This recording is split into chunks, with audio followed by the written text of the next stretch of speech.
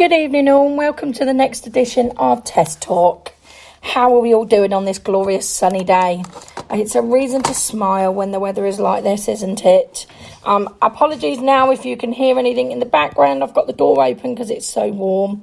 So even though I'm set up with my lovely mic, you might hear a little bit of background noise. So I do apologise if you do. How's everyone's week been this week? I hope you've all had a good week. I hope you took some time to reflect. We're now on 70 downloads for the podcast for Tess Talk. So thank you very much to everyone that supports me. Thank you for listening. Thank you for tuning in, and thank you for the support. It absolutely means the world to me. And to know that I'm helping even one person, it makes a difference. So I really hope that am able to help and support some that need it. If you do feel like it, drop a, what's the best word to say? Review, comment, I don't know, either one. Review or comment, whatever you feel like.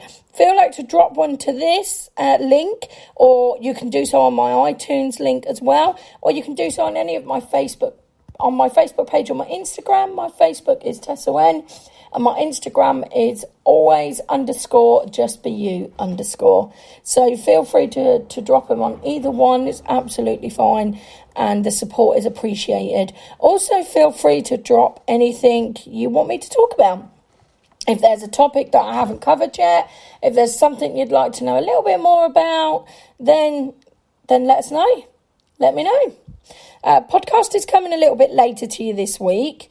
I had a gorgeous wedding, a beautiful family wedding that I went to weekend with my lovely other half, and it was amazing and so beautiful to watch two people who truly love each other come together in matrimony. It really is beautiful to see, and we had a fabulous time. So this week I'm trying to catch up with myself and see where I'm at now and what's happening.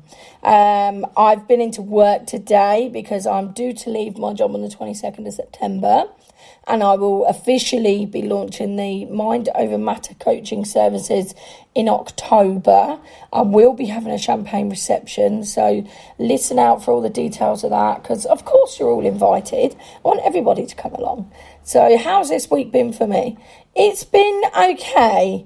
Probably a little wobble this week with the business, I'm feeling a little bit nervous. I can't deny that. As much as I'm confident and I'm very mindful and I'm very thoughtful, I also do feel the nerves, and I still get that element of doubt creeping. I still get that element of, am I doing the right thing? Is everyone going to appreciate what I'm doing, or is anyone going to like me as a coach? Are they going to enjoy what I'm doing? All those doubts creep in, and it's normal. It's human. It's human to be sat there and thinking, oh God, I'm not quite sure if I'm good enough. And we have to remind ourselves that as long as we're doing the best and what we feel is the right thing by us, then yes, absolutely we're doing the right thing. What more can you ask for? Sometimes you have to take a leap in this world. And I'm taking the leap to go full-time coaching for myself and setting up my own business. And that involves being able to go into schools, doing coaching and body confidence, and being able to do so much more with regards to what schools need and young girls need to support them. Being able to support you as individuals. I offer coaching on pretty much any subject that you want. Nothing is off limits, and I will support wherever I can and whatever I'm qualified to. There's a few things that I can't cover, but I can always point you in the right direction of where you need to go if not. But please, I say this every week, don't suffer in silence. Reach out and get help. Reach out to your friends, reach out to me. I will support wherever I can. My services are tailored to what you need. That includes the cost. The cost is tailored to what you can afford, and I definitely don't want to outcost someone out of support. I always want to be able to provide support, and if that means lowering prices and support to do that, then that's exactly what I will do. The whole point of me coaching and going to coaching was to be able to help others. Being able to help others is probably one of the greatest gifts that I've ever been given. And it's also a great responsibility, because it's a really big responsibility to make sure that you are doing exactly what you need to do and that you are helping. The last thing I want to do is make anything worse. So if I can't help, I'll tell you I can't help, but I will get you in the right direction of those that can help. So check out my business, Mind Over Matter Coaching Services. A lot of it's on Instagram. All my posts and my Just Be You campaign is on Facebook, so feel free to check that out as well. I post daily, I support daily, and I'm here anytime anyone needs to drop me a PM or drop me a message. My number is 07593 955 708. Hit me up with a text or a message or a phone call. I am literally one call away to support. So please feel free to reach out, because I can help. So what topic are we talking this time? So what are we talking with on Tess Talk? Right, so this week, I'm looking at the different questions that I've got in. This will cover several things. And mindfulness was kind of one of them.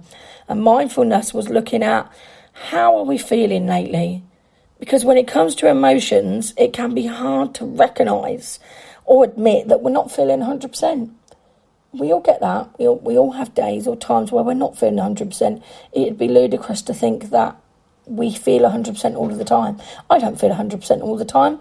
And I pretty much feel like now I've got my shit together. That didn't always happen. It wasn't always the case. And it's not always the case every day. But pretty much most of it. As much as you can be qualified in therapy, there's times when you need help as well. And we have to, be mindful of that and recognise that, I might need a little bit of help, or I might need to just stop and be in my own thoughts and be mindful. And something what we call grounding. And grounding is about bringing you into the here and now. So when we look at mindfulness, what are we looking at? We are looking at several things. So the first thing is, if you're not feeling 100% and you feel like you're rushing around and your whole life is spent from one place to the other, kids, family, life, friends, you feel like you're pulled in 100 different directions, you really can't sleep very well, you don't know whether you've got even 10 seconds to gather your thoughts together. This is where we lose track of ourselves. And this is where we lose track of what we're doing and who we are. And sometimes we have to physically make the time. It's very easy to say, I don't have time to do that. But without making the time, and when you're literally, you can't pour from an empty cup. You can't burn the candle at both ends. You have to be able to refill your cup. When we say that we want to take some time to ourselves and be more mindful, very often we say, I'm going to be selfish and I'm going to do this. It's not being selfish. It really isn't. I've said this before. It's not selfish. It really is about having some self-preservation, some self-time. We spend so much time looking after others, don't we? How much time do you spend in a day thinking about other people? How much time do you spend thinking, I need to get the kids tea tonight, and I also need to, the husband's all right, or my partner's all right, or my wife's okay, whatever that may be. How much time do you spend thinking about other people? I actually want you to think about that. I want you to stop and take a second and think, how much time do I think about other people and doing things for them? Then I want you to think, how much time do I take and stop and think about me? I spend so much time thinking about other people. And when you stop and think, how much time do I take to look after me? When you weigh those two things, that they're not level, that they're not equal to what you should be doing, you're probably finding that most of the time you are spending the time worrying about other people and worrying about your family and friends, worrying about what you need to do in your daily tasks. In them daily tasks, we need to kind of set some tasks for us, and we need to make time for who we are and what we're doing. Because without making time for us, you're not going to be able to help others. You literally cannot pour from an empty cup. If you fill a cup with water and then you take a spoonful out to give to your husband or wife, partner, you take 2 or 3 spoonfuls out of that water to give it to your kids. Then you take another couple of spoonfuls out to give it to your mum and dad. or fat close family, whoever that may be. Then you take a few spoonfuls out to give it to your friends. Then you take a few more spoonfuls out to give it to work. How much is left for you? How much is left for you? And what's left for you? Why do we very often deal with the what's left over? Why do we not actually, you know what, I'm taking them few spoonfuls first for me, because that's what's most important, you. So have a think about that, and have a think about where your time is and how you weigh that time up and what that might be. And it, might be useful to remember as well that a lot of thoughts we have when it comes to feeling unhappy with ourselves, or not quite right, or not feeling 100% right, it's not about making the feelings go away, but rather than seeing them as mental events, which sounds very strange. But, imagine standing at a bus station and seeing thought buses coming and going without having to get on them and be taken away. This can be really hard at first, but with gentle persistence, it's possible. Some people find it easier to cope with an busy mind by walking, yoga, meditation. Any of those things work. But, sometimes it might be just a fact of sitting and having a cup of tea. That works as well. It might be going out to have a drink. That works and all. No to say you can't do that. Just be wary of doing that all the time to get your self-thought and your mindfulness right. Often mindfulness is needing to be quiet and needing a time to really ground yourself and find out who you are. You can practice mindfulness anywhere. You can sit in the pub, sit in a coffee shop and watch people go by and remind yourself, actually, I'm really happy in this space. We let the moment go by very often without reminding ourselves that how happy we are in that thought, how happy we are in that moment, how happy we are in that second, and feeling, I'm truly happy here. I'm actually going to stop and take a breath and enjoy the experience for what it was and for what it is right now. So it's difficult to do that in daily lives. And it's difficult to do that if you're feeling trapped in reliving past problems or pre-living future worries. So let's look at past problems. Past problems are exactly that. They're in the past. Trauma has a real effect on the body. It's a physical and emotional effect. Don't discount what it can do to you. And as much as sometimes you need to revisit that trauma to pull yourself forward, I always say that without first dealing with the past, you can't step into your future. And sometimes it's a lot to deal with in the past. So sometimes you have to take small steps to get there, and sometimes you need help to get there. But the main thing is that you get there. Now, when you revisit that and when you think about the past, the one thing you need to do is bring yourself into the present. So a couple of helpful tips to do that is look around you. See what's around you, what's here and now, what's physically in front of you. Look at a clock, look at the dates, look at the calendar and think, okay, today's the 7th of September. I'm not living in the past anymore. I'm living here right now. I'm here in this moment. I'm not back where I was. And you're not that person very often anymore. That's what you have to remember, that you're not that person, that you're a different person from when you were then. You're stronger, you're wiser, you're tougher. There's things in lives that are meant to break us. But what you have to remember is you are a survivor. Let me say that again. You are a survivor. You are here now. You have survived everything that was sent to break you, but you are still standing. Remember that every time you feel like you need to break. And broken pieces still go back together again. They just go back slightly different. But what we learn from it and what we gain from it will really help in the long run. It will really help get you to your next step in life. So how else are we mindful? For me, my mindfulness is sitting on the hammock with a cup of tea, listening to a book. I love a good audio book. I think I've said this before, but I really do. And I often sit there and listen to a book with a cup of tea and a little swing on the hammock, and I'm really happy. I feel really grounded in the moment. I can hear the birds singing around me. I can take some deep breaths and remind myself that I'm here and now. not back in the past. I often walk across the grass area from just across my house barefoot. Barefoot walking in the grass is one of the best ways to ground yourself. Literally feel the ground beneath your feet. Remind yourself of the energy that the earth gives off, and remind yourself that you are here and now. You are a survivor. So being mindful in their moments is what we need to do, but being mindful in the moments of not living in those past moments. So when we look then at pre-living future worries, we all have worries in life. Money, family, health, world, pandemic, name it all.